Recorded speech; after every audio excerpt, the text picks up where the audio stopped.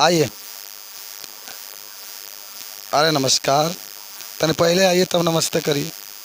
भैया पंखा के नीचे बैठ जाइए आप। वैद्युत रासायनिक सेल की आज हम लोग बात करेंगे। चलिए शुरू करते हैं। बहुत शानदार ढंग से आप इसको समझने का प्रयास करें। वैद्युत रासायनिक सेल। अच्छा, चलो इसका एक और नाम होता है, इसी सेल को हम लोग डेनियल सेल भी कहते हैं। डेनियल सेल भी कहते हैं। इसका एक और नाम होता है वोल्टीय सेल भी कहते हैं।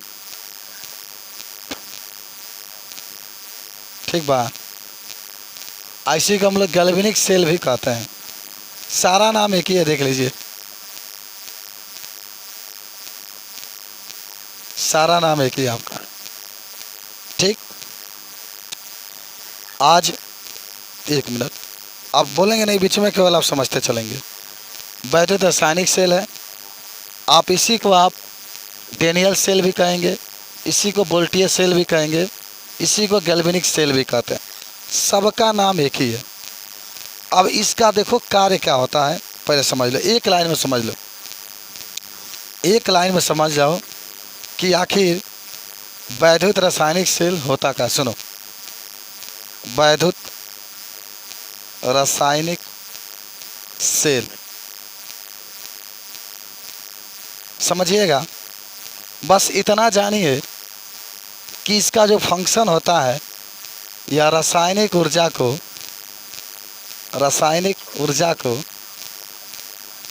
वैद्युत ऊर्जा में बदलता है। बात खत्म। रासायनिक ऊर्जा को वैद्युत ऊर्जा में बदलता है। एक लाइन में आपका आंसर आ गया भाई। वैद्युत रासायनिक जो सेल होता है, इसका काम होता है कि रासायनिक ऊर्जा को किस में बदलेगा, वैद्युत ऊर्जा में। माने इसको बाहर से चार्ज करने की ज़रूरत नहीं है, ऑटोमेटिक ये चार्ज होगा। तो ये होता है वैद्युत रासायनिक सेल, जो रासायनिक ऊर्जा को वैद्युत ऊर्जा में क्या करता है, बदलता है। तो नहीं आप जानेंगे इसके बारे में। समझे बात को। केमिकल एनर्जी को इलेक्ट्रिक एनर्जी में बदलने के लिए कार्य करता है। एक तनी आपको परिचय कराते हैं। आप एक चीज़ पढ़े तो याद करिएगा। ये मान लो कि आपने जिंक सल्फेट लिया, इसके ऊपर जिंक का आपने धातु रख डाल दिया इसके अंदर। किसका? जिंक का। फिर आपने कॉपर सल्फेट लिया, इसके अंदर जिंक सल्फेट आपका है। फिर आपके पास कॉपर सल्फेट है, आपके अंदर कॉपर का छड़ डाल दिया आपने। ठीक है, कॉपर का छड़ है। फिर आप यहाँ पर ले लिए, मान लो सिल्वर नाइट्रेट है, AgNO3, और इसके अंदर सिल्वर का छड़ आप डालो, Ag का। तो जब किसी धातु के विलयन में, कोई भी धातु के विलयन है, जब किसी धातु के विलयन में उसी धातु के छड़ को हम लोग डाल देते हैं ना, तो उसे इलेक्ट्रोड कहा जाता है। बहुत आपको लिखी हो कि मत, पहले समझिए इसको। बहुत लिखाते हैं आपको, ये सब मिल जाएगा आपके पास, हम भेज देंगे PDF पूरा, उसमें लिखा गया, पूरा देख करके लिख लीजिएगा उस। पहले इसको समझिए। जिंक सल्फेट है, जिंक सल्फेट का एक विलयन है। आप में इसमें कि कौन सा धातु डाले, जिंक के छड़ को डाले, तो जिंक के छड़ को हम लोग इलेक्ट्रोड कहते हैं। ये आपके पास कॉपर सल्फेट का विलयन है, और कॉपर सल्फेट के विलयन में आपने कॉपर के छड़ को डाला, तो कॉपर के छड़ को हम लोग क्या कहेंगे, इलेक्ट्रोड कहेंगे। हाई वो इलेक्ट्रोड है, जो जिंक का छड़ है वो भी, जो कॉपर का छड़ है वो भी इलेक्ट्रोड है, आज जो सिल्वर का छड़ देख रहे हैं ये भी इलेक्ट्रोड है। जो भी धातु के विलयन है उसके अंदर जो धातु का छड़ डालेंगे आप उसको इलेक्ट्रोड कहेंगे। सब इलेक्ट्रोड, ये इलेक्ट्रोड। अब देखो, बहुत ध्यान से समझना, बहुत अच्छी अच्छी बात बता रहे हैं आपको। जो इलेक्ट्रोड होता है ना, दो प्रकार का होता है, समझना। इलेक्ट्रोड कितने प्रकार के होते हैं? दो प्रकार के। मैंने आपको लिखा भी दिया गया है, कैथोड। ठीक है, एक आपका क्या होता है, कैथोड होता है, एक आपका क्या होता है, एनोड होता है। अभी आपको परिचय करा रहे हैं, ठीक है ना। मान लो, समझो तो ध्यान से। बाबू यार ने देखना रे, सब गौजी आ जाता है। चलो, जिंक सल्फेट का विलयन है। देखो बाबू, अगर एक स्टेप छूट जाएगा ना, जैसे बताओ जाता है एक एक का है, एक स्टेप छूट जाएगा तभी दोबारा एक देखे का नाम मन। तो सुनिए, जिंक सल्फेट है, जब इसको तोड़ेंगे आप तो किस में टूटेगा, जिंक में। जिंक के ऊपर 2+ में, या SO4 के ऊपर डबल माइनस में। पूछिए सर आप जिंक के ऊपर 2 प्लस क्यों दे रहे हैं, काहे सल्फेट के ऊपर आप 2 माइनस दे रहे हैं। इस सब आप 9 में पढ़े थे, सल्फेट के लिए, नाइट्रेट के लिए, कार्बोनेट के लिए, हाइड्राइड के लिए, ऑक्साइड के लिए। जब जिंक सल्फेट का विलयन है, ये जिंक के ऊपर देखना ध्यान से, जिंक के ऊपर 2 प्लस में, SO4 के ऊपर माइनस में। तो सुनो होता क्या है, जिंक सल्फेट का विलयन है ना इसके अंदर। अब हुआ इसमें कि जिंक सल्फेट का विलयन टूट गया, जिंक के ऊपर 2 प्लस में और सल्फेट के ऊपर 2 माइनस में। अब सुनो एक चीज़ बताते हैं, यदि एकदम आराम से समझना, यदि सुनो ध्यान से, है जिंक के ऊपर जो 2 प्लस देख रहे हो, यदि ये इलेक्ट्रोड के पास गया, किसके पास गया, एकदम बहुत गहराई से समझना, जिंक के ऊपर जो 2 प्लस है, यदि ये इलेक्ट्रोड के पास गया तो आपका इलेक्ट्रोड जो होगा पॉजिटिव हो जाएगा। इलेक्ट्रोड कैसा हो जाएगा, पॉजिटिव, क्योंकि इसके अंदर क्या चला गया, धनात्मक जो आवेश था, यानी जिंक के ऊपर 2 प्लस वो चला गया। अब विलयन में क्या बच गया है, विलयन में ये ना बचा है, SO4 के ऊपर क्या हो गया, डबल माइनस, SO4 के ऊपर डबल माइनस, यानी विलयन हो गया ऋणात्मक और इलेक्ट्रोड आपका क्या हो गया, धनात्मक। विलयन हो गया ऋणात्मक और इलेक्ट्रोड आपका हो गया धनात्मक। एक बार ध्यान से सुनो, कहा गया बाबू तिवारी जी, तन देखिए ना, कहा गया ये बाबू कि भाई जिंक है, माने जिंक सल्फेट का विलयन है। जब आपने वैद्युत प्रवाहित किया तो 2 भागों में टूटा, एक जिंक के ऊपर 2 प्लस में और एक सल्फेट के ऊपर 2 माइनस में। तो जिंक के ऊपर जो 2 प्लस है, यदि वह किसके पास चला गया, याद करो, इलेक्ट्रोड के पास चला गया, तो इलेक्ट्रोड हो जाएगा धनात्मक, भाई धनात्मक गया। आज जो अब तो विलयन में केवल क्या बचेगा, SO4 के ऊपर डबल माइनस बचेगा, तब विलयन जो होगा वो कैसा हो जाएगा, ऋणात्मक। तो आपसे प्रश्न पूछा जा सकता है, कौन पूछेगा, मैं नहीं पूछूंगा। जब आप कंपटीशन में बैठेंगे तो वो पूछेगा आपसे, और वह कंपटीशन में आपका आंसर दे करके आपको जाना, बाकी कोई पूछने वाला नहीं है। ज़माना में पढ़ाई नो 0 हो गया है, बात समझ रहे हो, कोई नहीं पूछेगा। हम पूछेंगे तो सरकार के जो पेपर आएंगे वो पूछेंगे, बाकी बीच में कोई पूछने वाला नहीं है। चलिए ठीक है, समझ गए ना, एक बार समझो, जिंक जो होता है प्लस के ऊपर टूटता है, 2 प्लस रहता है, ई जब जाएगा इलेक्ट्रोड के ऊपर, तो जो इलेक्ट्रोड होगा हो जाएगा धनात्मक। देखो मैंने धन का चिन्ह बना दिया। आज जो विलयन जो भरे थे आप, वो कैसा हो जाएगा, ऋणात्मक हो जाएगा। विलयन कैसा हो जाएगा, ऋणात्मक हो जाएगा। इसी तरीके से ये भी वही कहानी होगी। अगर आप CuSO4 लिखे हैं, इसका भी क्रिया करा के दिखा सकते हैं। तो अगर ये टूटता है CuSO4, Cu के ऊपर डबल प्लस में, या तो 2 प्लस लिखिए या डबल प्लस लिखिए, प्लस SO4 के ऊपर डबल माइनस में, एकदम टूटेगा सर, एकदम टूटेगा। SO4 जहाँ भी बा, जब ये डबल माइनस है तो डबल प्लस रहेगा। और यदि क्या हुआ, यदि क्या हुआ, सुनिए ध्यान से, यदि आपके क्या हुआ, Cu डबल प्लस इसके पास गया, इलेक्ट्रोड के पास गया, तो इलेक्ट्रोड कैसा हो जाएगा, धनात्मक, और SO4 जो बचेगा, यानी इलेक्ट्रोड हो जाएगा धनात्मक, और जो ये बचेगा, जो विलयन बचेगा, इसके ऊपर SO4 के ऊपर डबल माइनस, ये हो जाएगा ऋणात्मक। ये अभी हमने हल्का हल्का ले रहे हैं, माने एकदम हल्का हल्का चीज़ हम लोग पढ़ रहे हैं। इस अभी देखो बहुत मज़ा आएगा, देखो ना तुम लोग। उसके बाद से क्या हुआ, मान लो इसका, मान सिल्वर नाइट्रेट का भी यही क्रिया होगी, लेकिन सिल्वर नाइट्रेट को जब तोड़ेंगे आप, सुनिएगा यहाँ पर लिख रहा है AgNO3 की जब क्रिया कराएंगे तो Ag के ऊपर 1 प्लस, NO3 के ऊपर 1 माइनस होता है। अगर Ag जाएगा इलेक्ट्रोड के पास तो इलेक्ट्रोड हो जाएगा धनात्मक, यानी NO3 पर माइनस है, वह विलयन के अंदर आएगा, तो विलयन हो जाएगा ऋणात्मक। इस तरीके से आप इसके बारे में क्या कर सकते हैं, बता सकते हैं कि कब इलेक्ट्रोड धनात्मक होगा और कब आपका इलेक्ट्रोड। अब इसकी उल्टा बात समझो, कब ई ऋणात्मक हो जाएगा इलेक्ट्रोड, जब, सुनना ध्यान, जब क्या होगा मालूम है, SO4 इसके पास चला जा, इलेक्ट्रोड के पास। भाई जिंक सल्फेट है, ये टूट गया जिंक के ऊपर 2 प्लस में और SO4 के ऊपर डबल माइनस में। जब SO4 इलेक्ट्रोड के पास चला गया तो नीचे तो सब माइनस जा रहा है, तो ये हो जाएगा माइनस।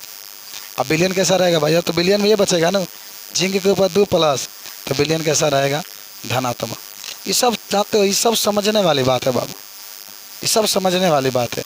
इसी तरीके से आपका जो SO4 इसके पास जाएगा तो ये हो जाएगा काची, SO4 इसके पास जाएगा तो इलेक्ट्रोड हो जाएगा ऋणात्मक, और विलयन कैसा हो जाएगा, इसके फलस्वरूप हो जाएगा धनात्मक। बुझाई ना कुछ? हाँ, ऐसा बनाने की जरूरत नहीं, खाली वैद्युत रासायनिक सेल हेडिंग बना लीजिए। हाई आपको इतना लिख लेना है कि रासायनिक ऊर्जा को वैद्युत ऊर्जा में क्या करता है, बदलता है। तो नहीं लिखिए, तब आपको चित्र बना के समझा रहे हैं इसको। नहीं नहीं, उसी में कहा है, उसका कुछ परिचय हम लोग दिए थे। देखो, कुछ हम बात इसके पहले बताते हैं कि डेनियल सेल या वैद्युत रासायनिक सेल का मतलब होता है कि इसके अंदर रासायनिक ऊर्जा रहती है, पहले से चार्ज रहता है, और उससे हम लोग वैद्युत ऊर्जा प्राप्त करते हैं। जरा सोचो, मैंने अभी आपको बताया निपो का बैटरी, चाहे मान लो इन्वर्टर का बैटरी मान लो, चार्ज करके आपने उसको रख दिया और उससे आप विद्युत ले रहे हैं, लाइट नहीं है उससे आप विद्युत ले रहे हैं।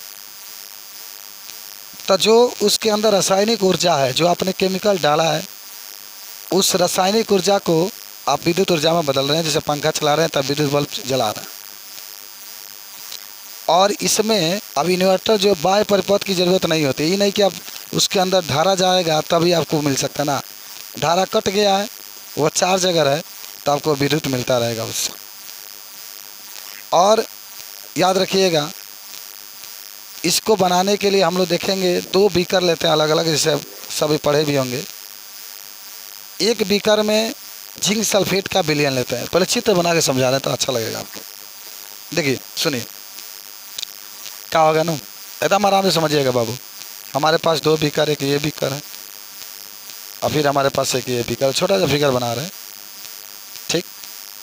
एक बीकर में आप जिंक के छड़ को डाल देंगे। चलो अच्छा, चलो इसको रेट से बना लो सब, रेट से। खूब अच्छा आपको पढ़ा रहे हैं, याद करिएगा, आज के बाद से भूलिएगा मत इसको। रेट से बना लीजिए इसको। और 2 बीकर आपके पास है, ये मान लो पहला, ये दूसरा, ठीक। इस ये जो जिंक का परत है, जो जिंक का छड़ है, इसको जिंक का छड़ हम लोग लिख लेते हैं ऊपर करके ऐसे, ये जिंक का छड़ है, ठीक।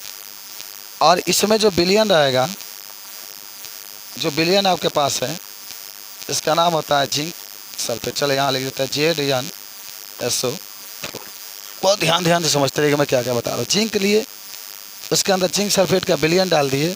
अब क्या हुआ, इधर दूसरा का बीकर आप लिए, ठीक। इसमें आप एक और छड़ डालेंगे। वो छड़ होगा किसका मालूम है? वह छड़ होगा कापर का। चलिए कापर का अपने छड़, चलिए इसको लिख लेते हैं हम लोग कि हमने इसको, ये कापर का छड़ है। और जो विलयन आपने यहाँ पर रखा है, ये कापर सल्फेट का विलयन। आराम से समझिएगा एकदम। अब आप क्या करिएगा ना, एक तार ले करके, तार हमने लिया, देखो तार ले रहे हैं, एक तार ले करके इसमें गैल्वेनोमीटर लगा करके दोनों को जोड़ देंगे। ये तार है, ठीक है, वायर जिसको कहते हैं। परिपथ पूरा नहीं हुआ है बाबू। परिपथ को पूरा करने के लिए हम लोग एक लवण सेतु लगा लेते हैं, लवण सेतु। चलो यही मैंने एक पाइप के द्वारा इसको जोड़ देते हैं, लवण सेतु रख देते हैं। हम लोग लिख देते हैं लवण सेतु, जिसको हम लोग कहते हैं KCl या NaCl, जो आपकी इच्छा हो उसको लगा सकते। इतना पहले ऑप्शन में आराम से समझेंगे। कोई आपसे पूछे कि वैद्युत रासायनिक सेल की संरचना कैसी होती है या डेनियल सेल की संरचना कैसी होती है, तो आप देख रहे हैं कि इसी तरीके से आपकी संरचना होती है। इसमें आप कहेंगे कि 2 आपके बीकर लेते हैं। जो बायां वाला हिस्सा है, उसमें हम लोग जिंक सल्फेट लेते हैं, उसमें जिंक के छड़ को डाल देते हैं। जो दाहिने वाला होता है, इसमें कापर सल्फेट लेते हैं, इसमें कापर के छड़ को डाल देते हैं। उसके बाद से एक तार के द्वारा, तार की सहायता से, और गैल्वेनोमीटर की हिंदी में क्या कहते हैं? धारामापी कहते हैं। मान एकदम कम भी धारा बहेगा ना बाबू, उसको भी नाप के दिखाता। तो गैल्वेनोमीटर लगा करके दोनों तार से इसको जोड़ दें, ठीक। इतना आपका एकदम फिनिश्ड। अब देखो होगा क्या इसको, कि एक शब्द आप लोग लिखे होंगे, आप लोग याद रखिएगा, जिसका नाम होता है लोन। एक शब्द है जिसका नाम क्या होता है? लोन। देखिए मैं लिख रहा हूँ, ये ट्रिक है, लोन, लोन, यह एक ट्रिक है, ठीक।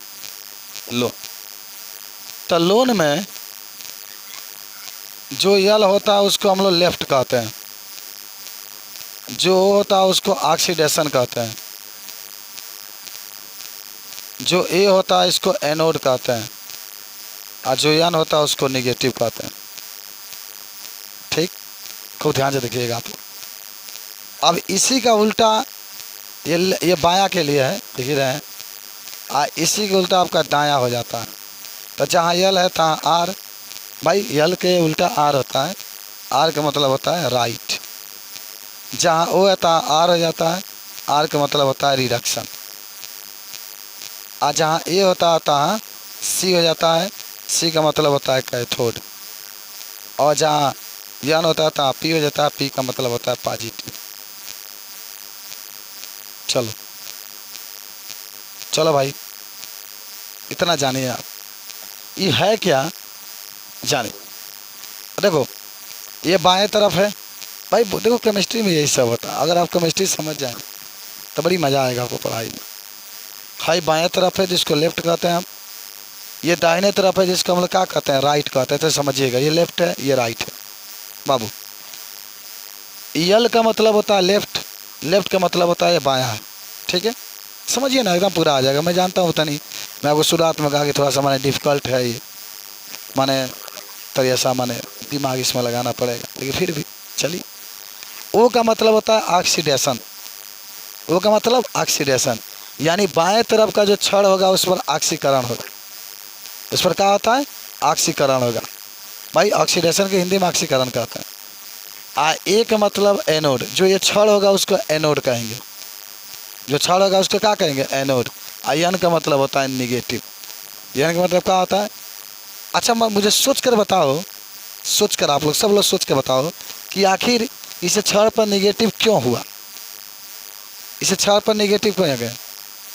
हाँ, या तो SO4 जाकर मिला है इसमें, या सुनिएगा ध्यान से, सुनिएगा ध्यान से, अगर ऑक्सीकरण हो रहा है तो जिंक है ना, तो जिंक भाई इलेक्ट्रॉन जो त्यागता है उसका ऑक्सीकरण कहते हैं। मैंने कल कहा था कि त्यागता है तो बाद में आता है, तो बाद में लिखिएगा। तो जिंक तीर बना के जिंक के ऊपर 2 प्लस और 2 ई के ऊपर माइनस, एक मतलब ये हुआ कि SO4 जाएगा छड़ पर, और जिंक के ऊपर जो 2 प्लस वो आएगा बिलियन में, तो बिलियन हो जाएगा धनात्मक, और SO4 जाएगा इसके ऊपर क्या होगा, तो ये हो जाएगा ऋणात्मक। बात समझे कि नहीं समझे, नहीं समझे। अरे SO4 जो होगा निगेटिव है, वो जाएगा किसके ऊपर, इलेक्ट्रोड के ऊपर, इसके ऊपर जाएगा तो इलेक्ट्रोड कैसा हो जाएगा, ऋणात्मक। और जिंक जो होगा प्लस ये बिलियन के अंदर आ जाएगा, तो वह क्या आ जाएगा, धनात्मक। इस तरीके से हमारे बायां वाला बात होगा। और सुनो, जो बाएं वाले में क्रिया होती है उसको ऑक्सीकरण अर्ध अभिक्रिया कहते हैं। उसको क्या कहते हैं हम लोग, ऑक्सीकरण अर्ध अभिक्रिया कहते हैं। और याद रखिएगा, जो बाएं वाला होता है उसको ऑक्सीकरण अर्ध अभिक्रिया कहते हैं। और देखो इधर से इलेक्ट्रॉन, याद रखिएगा, जिंक के छड़ से इलेक्ट्रॉन, इलेक्ट्रॉन नहीं चलेगा।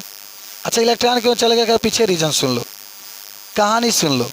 सुनो, अभी मैंने कहा आपको कि जिंक जो होगा टूटेगा, जिंक के ऊपर 2 प्लस में और 2 ई के ऊपर माइनस में। तो जब जिंक के ऊपर 2 प्लस में आ जाए बिलियन में आई न हो, बिलियन में आई, ऐसे आई काहे कि SO4 इलेक्ट्रोड पर जा रहा है, तो जिंक जो होगा बिलियन में आएगा, इलेक्ट्रॉन आपका बचेगा। और वह इलेक्ट्रॉन गति करता हुआ तार के द्वारा जाएगा कई में, कॉपर सल्फेट के बिलियन में। तो तू बताओ आप ध्यान से कि जब इलेक्ट्रॉन जाता है एकरा अंदर, तो ये कॉपर सल्फेट में कौन जाए, एकरा तरफ कॉपर जाएगा, क्योंकि जब माइनस वाला आ रहा है तो प्लस वाला जाएगा। वही से ही हो जाता है धनात्मक, क्योंकि कॉपर इसके तरफ जा रहा है। इसीलिए पहले ही हम पर्चे आपको दिए हैं कि कब कैथोड, मैं जानता था वो आएगा, इसलिए मैंने पहले आपको पर्चे करा दिया उसको। मैं जानता हूँ कि कौन स्टेप आपको पढ़ाया जाएगा, तो वो स्टेप आपको आने वाला है, समझ रहे हो। तो कॉपर जाएगा इसके पास, तो ये हो जाता है धनात्मक। तो यहाँ पर क्या होगा, अपचयन। भाई ऑक्सीकरण होता है जिंक में, और अपचयन किसमें होता है, कॉपर सल्फेट में। ठीक है ना। तो इसके माने जो ये क्रिया होती है तो उसको हम लोग कहते हैं अपचयन अर्ध अभिक्रिया। इस तरीके से इलेक्ट्रॉन, याद रखिएगा, इलेक्ट्रॉन चलता है कहाँ, जिंक के छड़ से कॉपर के छड़ की ओर, और जो धारा चलती है किधर चलती है, कॉपर से भाई जिंक की तरफ। इलेक्ट्रॉन की दिशा के विपरीत चलता है यार, ये तुम बात 9 से ही पढ़ रहे हो, 8 में भी पढ़ेंगे कि इलेक्ट्रॉन के उल्टा धारा चलता है। अगर तो लगे बैटरी एगो बा, बैटरी बा प्लस है माइनस है, तो माइनस की तरफ से इलेक्ट्रॉन चलेगा और प्लस की तरफ से क्या चलता है, धारा। तो मान लो है ना धारा जाता है, है ना से इलेक्ट्रॉन, दोनों विपरीत नहीं के चलत, यह ना जाए तो वह जाता है। तो अगर इलेक्ट्रॉन इलेक्ट्रॉन एकदम निश्चित है कि जिंक से कॉपर की तरफ चलेगा, तो जो धारा होगा वह कॉपर से किसके तरफ जाएगा, जिंक की तरफ जाता है। तो इस पूरी प्रक्रिया अब इस तरीके से जो आपका, सुनो अभी क्या कर रहे हैं मालूम है, ये बैटरी को हम लोग चार्ज कर रहे हैं, बैटरी को हम लोग चार्ज कर रहे हैं, इलेक्ट्रॉन इसके तरफ जा रहा है, उसके बाद से बैटरी आपका पूरा चार्ज हो जाता है। जब बैटरी चार्ज हो जाता है तो फिर आप 2 तार लगा करके फिर आप तमाम प्रकार के यंत्र को क्या कर सकते हैं, चला सकते हैं। तो पहले रासायनिक सेल का प्रयोग हम लोग भाई विद्युत उपकरण में करते हैं, विद्युत बल्ब को जलाने के लिए करते हैं, विद्युत पंखा में करते हैं, सब आपको बता सकते हैं। आपसे कुछ बातें पूछी जाती है कि बताइए वैद्युत रासायनिक जो सेल होता है उसमें एनोड कैसा होता है, धनात्मक या ऋणात्मक। अरे भाई क्या देखो ना, एनोड लिखल बा ना निगेटिव लिखल बा, ये 4 गो बात हे बिकर खातिर बा और नीचे वाला 4 गो हे बिकर खातिर। तो जो आपके पास वैद्युत रासायनिक सेल है इसमें जो बाएं वाला हिस्सा देख रहे हो, माने जो बाएं तरफ है, जो लेफ्ट की तरफ है वो एनोड होता है। एनोड कैसा होता है, निगेटिव होता है। और जो दाएं वाला हिस्सा होता है, जो दाहिने वाला हिस्सा होता है, ये आपके भाई राइट वाला जो हिस्सा होता है ये कैथोड होता है। और कैथोड क्या होता है, पॉजिटिव। हम लोग यही पढ़े हैं इसके पहले कि कैथोड होता है निगेटिव, लेकिन इसमें होता है उल्टा। अब एक और ही सेल पढ़ेंगे आप आगे, माने तो बहुत आगे बाबू, जाने का नाम वैद्युत अपघटनी सेल। तो उसमें हम लोग चार्ज करते हैं, बाहर से विद्युत दिया जाता है उसमें। इसमें विद्युत की कहाँ ज़रूरत है, देख रहे हैं, 2 आप का लगा दिए, 6 लगा दिए, इसी से चार्ज होगा, फिर आपको विद्युत प्राप्त हो जाता है। बात समझे। गोबर गैस का नाम सुने हैं, गोबर गैस, तो गोबर गैस से चार्ज होता है, फिर आप जलाते थे। कहाँ में लाइट की जरूरत होता, पहले छोटे छोटे बच्चे आप लोग भी थे छोटे, तब लोग बना के देखते थे, रोड पर बेचते थे, कोई खरीदता नहीं था, फिर घर में जला कर पड़ते थे समय। चलिए, तो इस तरीके से अब मैंने बता सकते हैं आप। अब इसको रिएक्शन कैसे लिखेंगे ज़रा देखें, देखिए कुछ बातें हम नोट कर देते हैं, तनी आप लोग याद रखिएगा, ठीक है। बातें का नोट होगा, सुनो कि इसमें अब इसकी माने यहाँ पर लिख देते हैं वैद्युत रासायनिक सेल की संरचना क्या आप बनाएंगे, वैद्युत रासायनिक सेल की संरचना। मेरे साथ आप लिख लीजिए, ठीक मानो, और तब नीचे वाली फिगर अगर बना लीजिएगा। आप लोग लिख तो लिए, मैं बोलूँगा तो आप सुन के लिखिएगा, ठीक है ना। हाँ हेडिंग बनाओ ना, वैद्युत रासायनिक सेल की संरचना।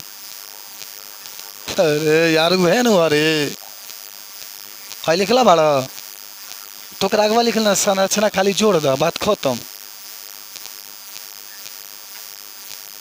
ना। होशियार भले से ना ओकरा बारे में पढ़ता नहीं जा, चाहे आदमी लिख, चल गए। मैं लिखता भी रह रहा हूँ, आपको सुनकर लिखता भी। चलो लिख लो कि इसमें 2 बीकर लेते हैं, इसमें 2 बीकर लेते हैं। बायां बीकर में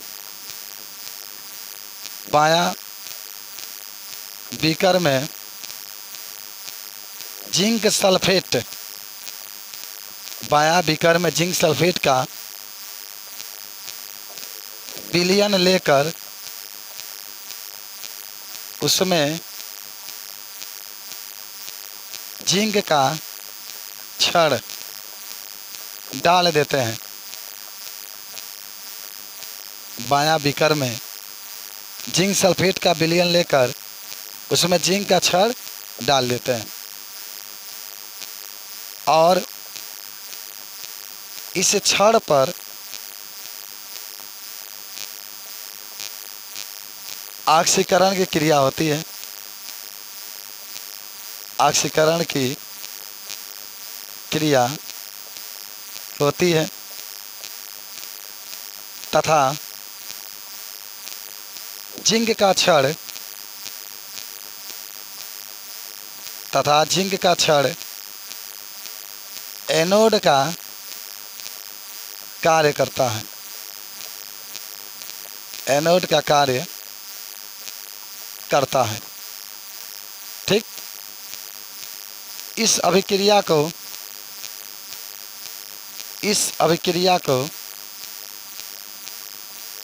ऑक्सीकरण अर्ध अभिक्रिया कहते हैं। ऑक्सीकरण अर्ध अभिक्रिया कहते हैं। जैसे आपके पास जिंक दिखा दीजिएगा, जिंक 2 इलेक्ट्रॉन त्यागेगा, आप +2 इलेक्ट्रॉन ग्रहण करें। तो इसको नोट कर लो। सुनो, लिखा गया ना जिंक जिंक पर 2 + 2 हमारे, इसको मिटा रहे हैं। आगे लिखो, अब लिखो पुनः दूसरे बीकर में, पुनः अणु का नीचे लिखना है, दूसरे बीकर में कॉपर सल्फेट का विलयन लेते हैं।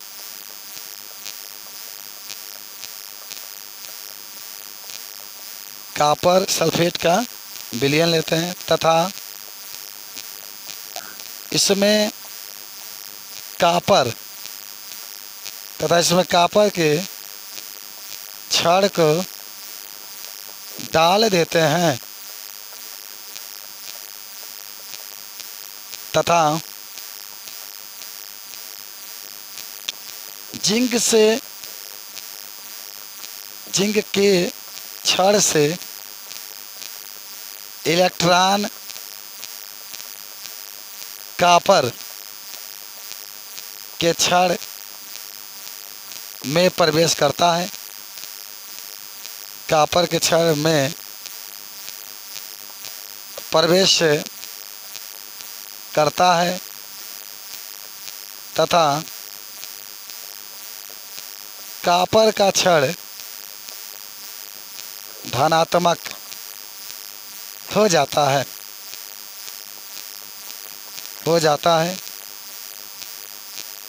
जिसे कैथोड कहते हैं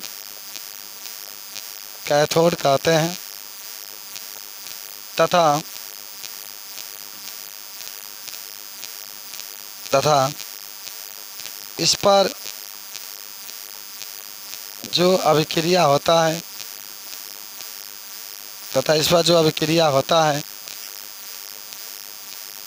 उसे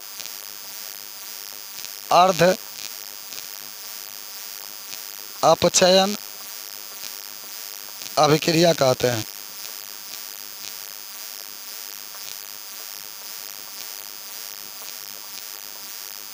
उससे अर्ध अपचयन अभिक्रिया कहते हैं।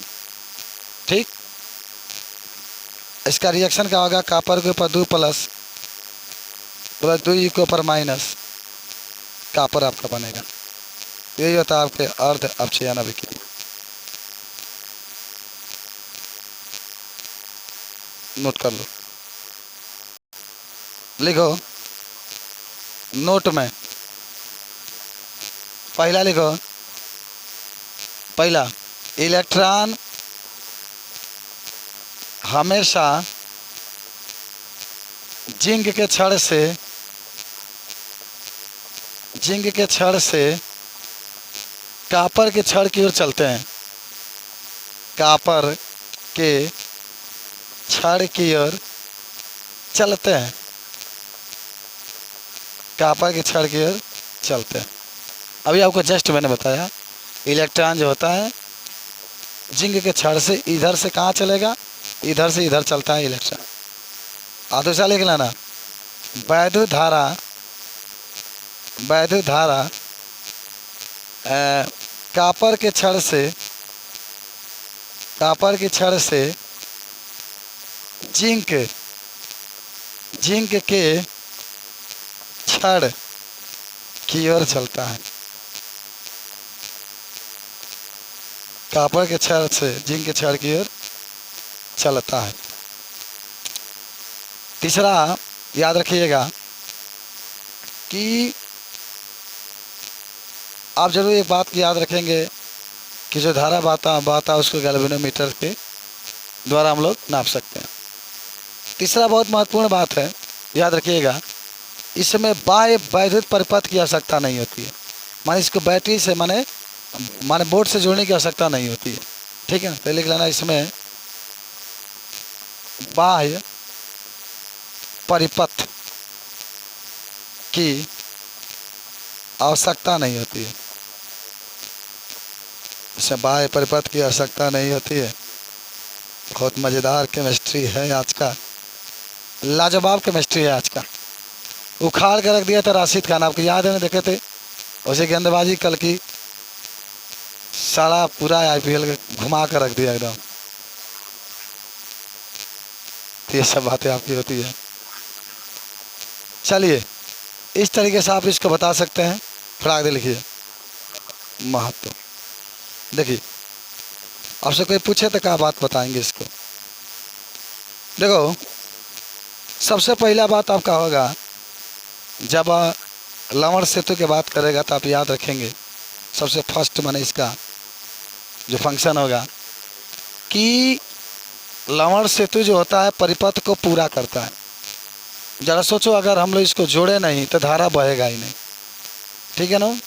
तो पहला बात होगा कि लवण सेतु जो होता है परिपथ को पूरा करता है, याद रखिएगा सब लोग। परिपथ माने दोनों को जोड़ने का कार्य करता है। और दूसरा, अगर हम लोग लवण सेतु के रूप में KCl लेते हैं तो के जाएगा कॉपर सल्फेट के विलयन में, जाएगा ना जी। आप तो उल्टा नहीं बोलोगे ना। फिर एक बार समझाते हैं। आपको याद होगा कि के कॉपर सल्फेट के विलयन में क्यों जाएगा। आपने खुद कहा है कि जब इलेक्ट्रॉन आएगा तो कॉपर प्लस है, वह उसके तरफ क्या करेगा, जाएगा। तो विलयन में कौन बचेगा बाबू, SO4 का माइनस बचेगा। और जब माइनस है तो किसको खींचेगा, प्लस वाला को, प्लस वाला खींचेगा ना। वही से जो के होता है ये इसके तरफ जाता है। और Cl जो होगा किसके तरफ जाएगा, जिंक सल्फेट के विलयन में जाता है। तो लिख लेते हैं लवण सेतु कार्य, बोर्ड में पूछा था, कई बार पूछा जाता है, ठीक है। तुम लोग बहुत अच्छे हो, याद कर लेना है। पहला लिख लो, यह परिपथ को पूरा करता है, यह परिपथ को पूरा करता है। पहला, यह परिपथ को पूरा करता है, परिपथ के बाद। दूसरा, यदि लवण सेतु के रूप में, लवण सेतु के रूप में KCl का प्रयोग करें तो K प्लस कॉपर सल्फेट के विलयन में जाता है K प्लस कॉपर सल्फेट के विलयन में जाता है, तथा Cl माइनस जिंक सल्फेट के विलयन में जाता है, विलयन में जाता है। यही है बाबू फंक्शन ऑफ या इम्पोर्टेंस ऑफ साल्ट ब्रिज का प्रयोग आप कहाँ कहाँ करते हैं, कभी भूलेंगे नहीं आप इसको। इसका उपयोग वैद्युत उपकरण में करते हैं, इसका उपयोग घड़ी में करते हैं, घड़ी, इसका उपयोग मोबाइल में करते हैं, इसका उपयोग वो जो होता है जो कान वाले जो माइक जिसको कम सुनाई देता है उसमें करते हैं, इसका उपयोग जो लड़कियां नहीं पढ़ती है उसके पढ़ाई को बढ़ाने के लिए उसको अंदर फिट कर दिया जाता है, सबके लिए किया जाता है। तो लिखते हैं पहला, इसका लिख लो, इसका उपयोग वैद्युत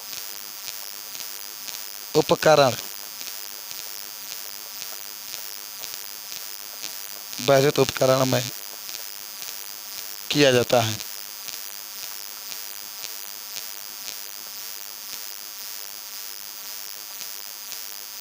दूसरा, इसका उपयोग घड़ी में किया जाता है।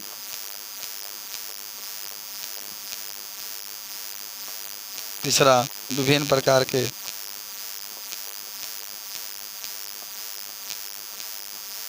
विभिन्न प्रकार के यंत्रों में भी इसका उपयोग किया जाता है।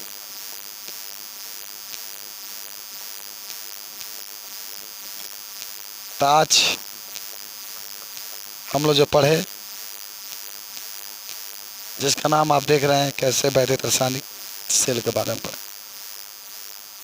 आप कहिएगा अगर आपको नहीं समझ में आया होगा वैद्युत रासायनिक सेल, तो फिर कल आपको हम एक बार रिवीजन करा देंगे 5-10 मिनट में। लेकिन आपको सीख लेना है, एकदम निश्चित है कि बोर्ड में आने वाला है। बात समझ रहे हो? अभी सीख लोगे तो सही रहेगा। तो सेल निरूपण, सेल डिनोट्स अंग्रेजी में कहते हैं इसको। अब जो बातें आपकी होंगी तो नहीं बताते हैं, देखिए ध्यान से सुनिएगा। सबसे पहला बात होगा बाबू कि कोई भी रासायनिक अभिक्रिया होती है तो सबसे पहले हम लोग का ऑक्सीकरण अपक्षयन अभिक्रिया को पहचानना होता है और उसको हम लोग प्रदर्शित कर देते हैं। उसमें जो अभिकारक के रूप में जो पहले आया होगा, मान जिसमें ऑक्सीकरण हुआ होता है उसको पहले प्रदर्शित करते हैं, और जिसमें अपक्षयन हुआ होता है उसको बाद में प्रदर्शित करते हैं। बीच में लवण के रूप में लवण सेतु का हम लोग इस्तेमाल करते हैं। देखिए क्या निरूपण, इसमें परिभाषा वगैरह नहीं लिखा था, लेकिन फिर भी एक लाइन में लिख सकते हैं कि रासायनिक अभिक्रिया को जिस रूप में प्रदर्शित करते हैं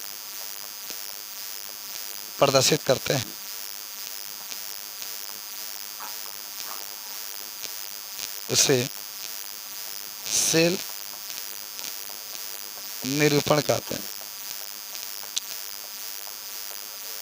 आपको हम एक बहुत सुंदर प्यारा सा उदाहरण आपको बता रहे हैं, समझिए। उदाहरण कल आप जरूर पढ़ कर आइएगा, मैं उम्मीद करता हूँ कि जितना पूछा जाएगा बताएंगे आप। ये देखिए जिंक है और जिंक के ऊपर 2+ 2e के ऊपर माइनस, इसको एक मान। यह कॉपर के ऊपर 2+ है, 2e के ऊपर माइनस। आपको मालूम है किस में ऑक्सीकरण हुआ है, किस में अपक्षयन हुआ है? बोलिए। दो आपके पास रिएक्शन है। हाँ, तो समय के एक में ऑक्सीकरण हुआ है, भाई इलेक्ट्रॉन को त्यागा है ना।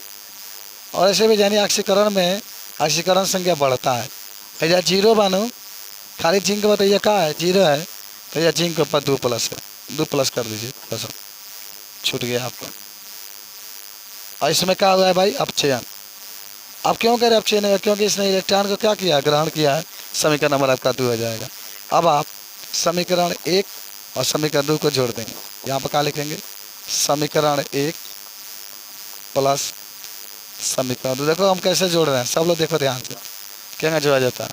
एक जानते हैं कौन, अभी कौन निरूपण, कौन समीकरण कहते हैं? सेल समीकरण कहा जाता है जब जोड़ते हैं, ठीक है ना। जब जोड़ दोगे तो इसको सेल अभिक्रिया कहा जाता है, ठीक है। पहला में तो ऑक्सीकरण हुआ है, यह लिख सकते हैं,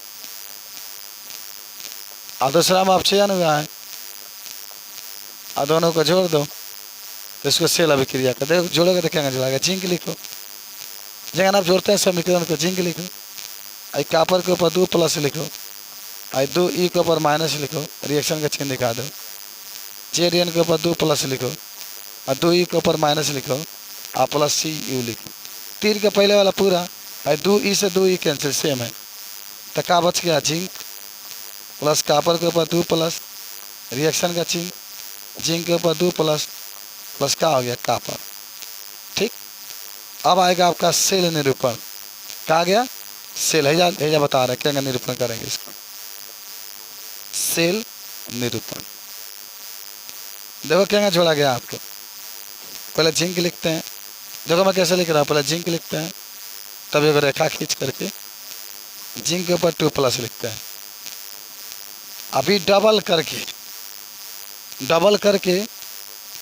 कॉपर के ऊपर 2+ लिखते हैं, फिर सिंगल करके कॉपर लिखते हैं। देख लो मैंने क्या कहा। चलो ये सेल निरूपण हो गया, पहले समझो।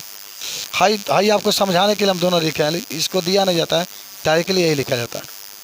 और कहा कहते हैं इसका सेल निरूपण बताइए, तो पहले जिंक लीजिए, तो पहले जिंक लिखिए, एक रेखा खींचिए, तब भाई जिंक, देखो जिंक के साथ जिंक वाला लिखा आएगा। मान जब आप लिखिएगा ना तो इसके साथ ये वाला लेंगे और इसके साथ ये वाला, ठीक। तो जिंक है एक रेखा, और जिंक के ऊपर 2 प्लस, भाई कापर के ऊपर 2 प्लस, फिर कापर आपका है, इसी को हम लोग कहते हैं क्या, सेल निरूपण। सुनो ना, अगर ऐसे दे दे तो मुँह में कलम में घुसा दे, ऐसा अगर दे दे तो क्या समझे किस में ऑक्सीकरण हुआ है और किस में अपचयन हुआ है, पहचान लोगे आप लोग। देखो ना, इसका ऑक्सीकरण संख्या 0 है। भाई अकेले कोई तत्व है, सोडियम है, कैल्शियम है, मैग्नीशियम है, एल्यूमिनियम, अकेले कोई तत्व है तो उसका ऑक्सीकरण संख्या 0 हो जाता है। तो इसका 0 है, इसका 2 है, माने पहले कम बा बाद में अधिक होता है तो ऑक्सीकरण होगा। है नहीं, आओ पहले भाई पहले ही 2 बा और बाद में क्या है 0 है, तो इसमें क्या हुआ अपचयन हुआ। तो इसमें ऑक्सीकरण हुआ जिंक में, और इसमें क्या होता है अपचयन। कॉम्बिनेशन लेवल पर जाओगे तो यही दे देगा, कहेगा किस में अपचयन हुआ, किस में ऑक्सीकरण हुआ, 4 विकल्प बना देता है। तो हम लोग तो 12 में बहुत मेहनत से पढ़े हैं, अगर तुमको दिक्कत हुई हो तुरंत आप मारेंगे, तुरंत आपका नौकरी हो जाएगा, टाइम ही नहीं लगेगा। टाइम कब लगता है, आदमी नहीं पढ़ा लिखा होता है तब। इतना ज़्यादा हम लोग मेहनत कर रहे हैं, टाइम लगने वाला है ना, खाली इंतज़ार करो रिजल्ट का, ठीक। नोट कर लो इसको, तनी रेस्ट कर लो 5 मिनट, तब आपको पढ़ा।